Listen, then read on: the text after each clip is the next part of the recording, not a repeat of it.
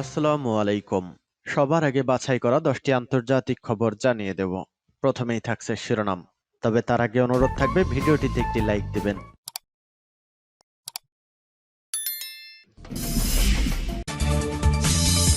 জানিয়ে দেব হাতে আসা আন্তর্জাতিক গুরুত্বপূর্ণ সংবাদসমূহ। শুরুতেই সংবাদ শিরোনাম। ইসরায়েল কি ইরানের পারমাণবিক কর্মসূচিতে হামলা করবে?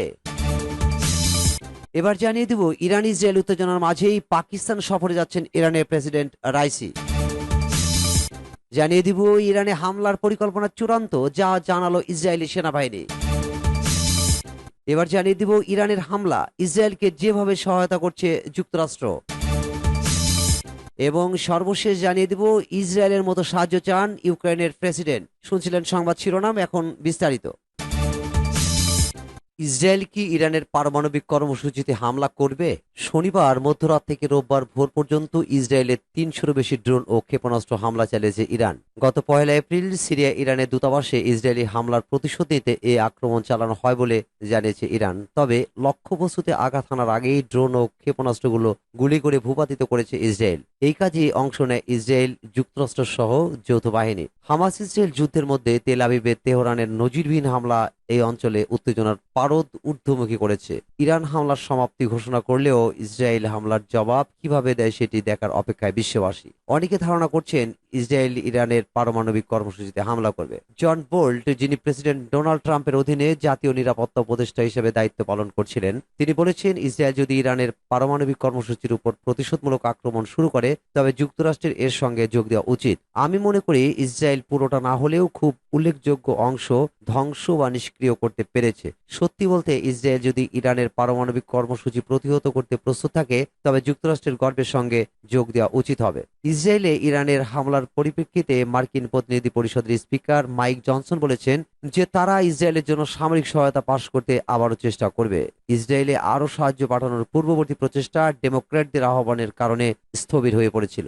ডেমোক্র্যাটরা আহ্বান জানিয়েছিল যে ওই সহায়তা প্যাকেজে তাইওয়ান এবং ইউক্রেনের জন্য সহায়তা অন্তর্ভুক্ত করা উচিত। মধ্যপ্রাচ্যের সাবেক উপপ্রতিরক্ষা সচিব মিক মুলডয় বিবিসিকে বলেছেন যে ইসরায়েলের জন্য সাহায্য অনতিবিলম্বে পাশ করা উচিত। মার্কিন নিরাপত্তা সহায়তার জন্য যদি এটা না হয় তবে আমরা একটি বড় আঞ্চলিক যুদ্ধের মুখোমুখি হতে পারি। এই সহায়তা সেই সঙ্গে ইউক্রেন এবং তাইওয়ানের জন্য আমাদের সহায়তা দেওয়া আমাদের জাতীয় নিরাপত্তার স্বার্থের মধ্যে পড়ে। এটি কোনো দান নয়, এটি মার্কিন জাতীয় নিরাপত্তার অংশ। এদিকে ইরানের এই হামলার কি জবাব দেওয়া হবে ইসরায়েলকে তার সাবধানে বিবেচনায় আহ্বান জানিয়েছে মার্কিন প্রেসিডেন্ট জো বাইডেন। রোববার হোয়াইট হাউসের একজন শীর্ষ কর্মকর্তা সাংবাদিকদের সঙ্গে কথা বলতে গিয়ে জানান প্রেসিডেন্ট জো বাইডেন ইসরায়েলের প্রধানমন্ত্রী বেনিয়ামিন নেতানিয়াহুকে কিভাবে ইরানের বিরুদ্ধে ব্যবস্থা নেওয়া যায় তা নিয়ে সাবধানে ও কৌশলী হয়ে কাজ করার অনুরোধ জানিয়েছে। ওই কর্মকর্তা বলেন সিরিয়ায় ইসরায়েলের বিমান হামলায় ইরানের সামরিক কমান্ডার সহ কয়েকজন নিহতর ঘটনার বিনিময়ে ইসরায়েল সবচেয়ে সেরা জবাবটি পেয়েছে বলে মনে করেন বাইডেন প্রশাসন। এছাড়া 99% ক্ষেপণাস্ত্র ড্রোন গুলি করে নামিয়ে আনা ও প্রতিরোধ করার মাধ্যমে ইসরায়েল ইরানের তুলনায় তার সামরিক শ্রেষ্ঠতা বজায় রাখতে পেরেছে বলেও মনে করে যুক্তরাষ্ট্র। ইরানের হামলার পরপরই ইসরায়েলের প্রধানমন্ত্রী নেতানিয়াহুর সঙ্গে কথা হয় প্রেসিডেন্ট জো বাইডেনের। টেলিফোন আলোচনায় দুই নেতা কিভাবে সবকিছু স্লথ করা যায় ও একটির পর আরেকটি বিষয় নিয়ে এগোনো যায় তা নিয়ে কথা বলেন। তবে হোয়াইট হাউসের কর্মকর্তারা ইসরায়েলের পক্ষে উল্লেখযোগ্যভাবে যুক্তরাষ্ট্রের সাড়া দেওয়ার বিষয়ে কোনো কিছু জানাতে অস্বীকৃতি প্রকাশ করে শুধু এটাই বলেন যে বিষয়টির হিসাব ইসরায়েলকেই করতে হবে। তবে টেলিভিশনের প্রচারিত বিভিন্ন অনুষ্ঠানে যুক্তরাষ্ট্রের বিভিন্ন জাতীয় নিরাপত্তা বিষয়ক মুখপাত্র জন কিবরি বারবার এই কথা বলেন যে তার দেশ যে আরো বড় আকারের সংঘাতে জড়িয়ে পড়বে না, এ বিষয়টি এখন পরিষ্কার। ইরান ইসরায়েল উত্তেজনার মাঝে পাকিস্তান সফরে যাচ্ছেন ইরানের প্রেসিডেন্ট রাইসি। ইরান ইসরায়েল উত্তেজনার মাঝে পাকিস্তান সফরে আসছেন ইরানের প্রেসিডেন্ট ইব্রাহিম রাইসি। আগামী 22 এপ্রিল তার ইসলামাবাদ আসার কথা রয়েছে। পাকিস্তানি গণমাধ্যম দ্য নিউজের খবরে বলা হয়েছে ইরান ইসরায়েল উত্তেজনার মধ্যে এটাই হবে রাইসির প্রথম বিদেশ সফর। ইরান দূতাবাস সূত্র রোববার সন্ধ্যায় দ্য নিউজকে জানিয়েছে ইসলামাবাদ ও তেহরান আনুষ্ঠানিকভাবে সফরের সময়সূচি এখনো ঘোষণা করেনি। তবে প্রেসিডেন্ট রাইসির ইসলামাবাদ সফরের পরিকল্পনা চূড়ান্ত। পররাষ্ট্র দপ্তরও সফরে বিষয়টি নিশ্চিত করেছে। সূত্রটি আরো জানায় পাকিস্তান প্রধানমন্ত্রী শাহবাজ শরীফ দায়িত্ব গ্রহণের পর ইরানি প্রেসিডেন্ট ইব্রাহিম রাইসির প্রথম তাকে অভিনন্দন জানান। দ্য নিউজ জানিয়েছে জানিয়েছে ইরানি প্রেসিডেন্ট রাইসি ও প্রধানমন্ত্রী শাহবাজের মধ্যে আলোচনায় সাম্প্রতিক ঘটনাবলী এবং আঞ্চলিক নিরাপত্তা পরিস্থিতি প্রধানভাবে স্থান পাবে। পাকিস্তান প্রেসিডেন্ট আসিফ আলী জারদারি ইরানি প্রেসিডেন্টের সম্মানে ভোজন সভার আয়োজন করবেন। এই সফরটি তাদের সহযোগিতাকে আরো গভীর করার জন্য দুই দেশের চলমান প্রচেষ্টার অংশ, যা জানুয়ারির ক্ষেপণাস্ত্র বিনিময়ে একটি অস্থায়ী ধাক্কা পেয়েছিল। সূত্র জানায়, প্রেসিডেন্ট রাইসির এজেন্ডায় রয়েছে দ্বিপাক্ষিক সম্পর্ক, নিরাপত্তা সহযোগিতা, গ্যাস পাইপলাইন এবং সম্ভাব্য মুক্ত বাণিজ্য চুক্তি FTA। ইরানের প্রেসিডেন্টের সফর উভয় পক্ষ আফগানিস্তান পরিস্থিতি এবং ফিলিস্তিন ইস্যু সহ আঞ্চলিক ও আন্তর্জাতিক ইস্যু নিয়ে আলোচনা করবে। সূত্র দ্য নিউজ। ইরানে হামলার পরিকল্পনা চূড়ান্ত, যা জানালো ইসরায়েলি সেনাবাহিনী। ইরানের হামলার জবাবে এবার দেশটিতে হামলার পরিকল্পনা চূড়ান্ত করেছে ইসরায়েল। গত শনিবার গভীর রাতে ইসরায়েলে চালানো হামলার জবাবে এই পাল্টা হামলার পরিকল্পনা করেছে দেশটি। রোববার ইসরায়েলি প্রতিরক্ষা বাহিনী IDF বিষয়টি জানিয়েছে। ব্রিটিশ সংবাদ মাধ্যম টেলিগ্রাফের প্রতিবেদন থেকে এ তথ্য জানা যায়। গত 1 এপ্রিল সিরিয়ার রাজধানী দামেস্কে ইরানি কনসুলেটে বিমান হামলা হয়। এতে ইরানের বিপ্লবী গার্ড বাহিনীর আল কুদস ফোর্সের 2 শীর্ষ জেনারেল সহ সব মিলিয়ে 11 জন নিহত হন। ইসরায়েল আনুষ্ঠানিকভাবে এই হামলার দায় স্বীকার না করলেও ইরান ইসরায়েলকে এর জন্য দায়ী করে আসছে।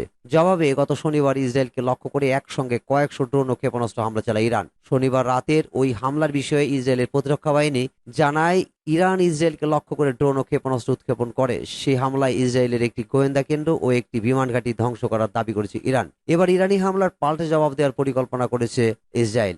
IDF রোববার রাতে জানিয়েছে, পশ্চিমা বিশ্বের নেতাদের সতর্কবার্তা সত্ত্বেও ইসরায়েল ইরানে হামলার পরিকল্পনা চূড়ান্ত করেছে।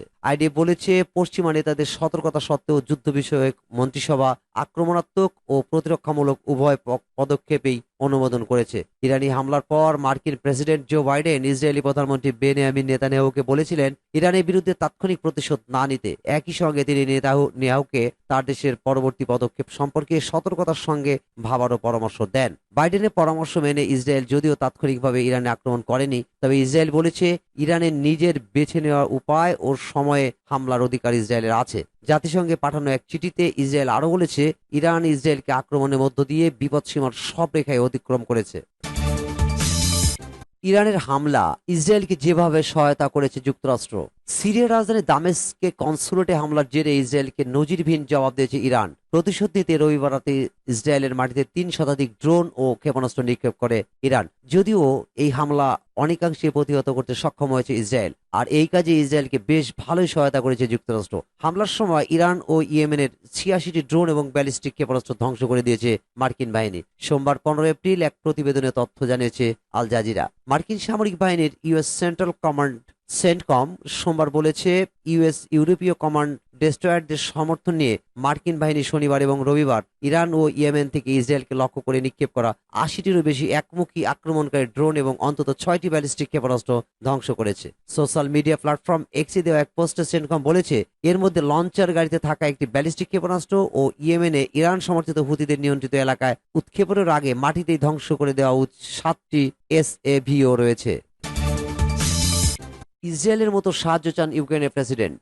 রাশিয়ার বিরুদ্ধে ইসলামাবাদের মতো সাহায্য দরকার বলে জানিয়েছেন ইউক্রেনের প্রেসিডেন্ট ভ্লাদিমির জেলেনস্কি। একই সঙ্গে ইসরায়েলের উপর ইরানের ড্রোন এবং ক্ষেপণাস্ত্র হামলার নিন্দাও করেছেন তিনি বলেছেন, আকাশ থেকে হুমকি প্রতিহত করতে ইসরায়েলের মতোই তার দেশেরও মিত্রদের সাহায্য প্রয়োজন। গণমাধ্যমের প্রতিবেদনে বলা হয়েছে, জেলেনস্কি আবারও মার্কিন কংগ্রেসকে গুরুত্বপূর্ণ সহায়তা প্যাকেজ অনুমোদন করার আহ্বান জানিয়েছেন। মূলত কয়েক মাস ধরে যুক্তরাষ্ট্রের অভ্যন্তরীণ রাজনৈতিক দ্বন্দ্বের কারণে এটি আটকে আছে। এ অবস্থায় ইউক্রেনের বাহিনী দেশটির পূর্বাঞ্চলে রুশ সেনাদের নতুন আক্রমণের মুখোমুখি হচ্ছে এবং রাশিয়ান ক্ষেপণাস্ত্র আঘাত হানার পাশাপাশি ড্রোন থেকেও শহর ও অবকাঠামোতে প্রতিদিন হামলা হচ্ছে।